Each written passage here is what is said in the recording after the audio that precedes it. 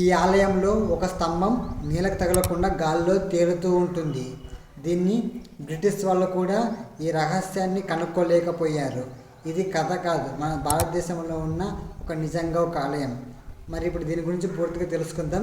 ఈరోజు వీడియోలో మన భారతదేశంలో ఇప్పటికీ మిస్టరీగా ఉన్న ఒక అద్భుతమైన ఆలయం గురించి తెలుసుకోబోతున్నాం.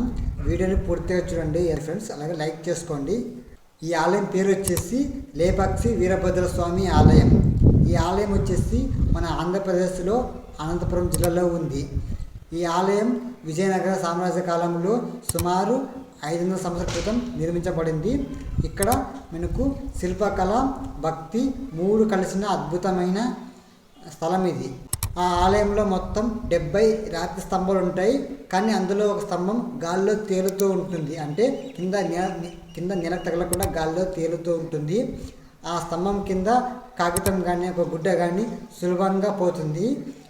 ఇది బ్రిటిష్ కాలంలో ఈ రహస్యాన్ని కనుక్కోవడానికి ఆ స్తంభాన్ని కొద్దిగా కదిలించడానికి ప్రయత్నించారు. అందుకే ఇప్పటికీ ఆ స్తంభం అనేది కొంచెం వంగినట్టు మనకు కనిపిస్తుంది. కానీ ఇప్పటికీ అసలు రహస్యాన్ని మాత్రం కనుక్కోలేకపోయారు. ఆ రహస్యాలు ఇప్పటికీ బయటపడలేదు. స్థానికుల ప్రకారం ఈ ఆలయంలో ఉన్న దేవుడి శక్తి ఇప్పటికీ జీవించి ఉందంట.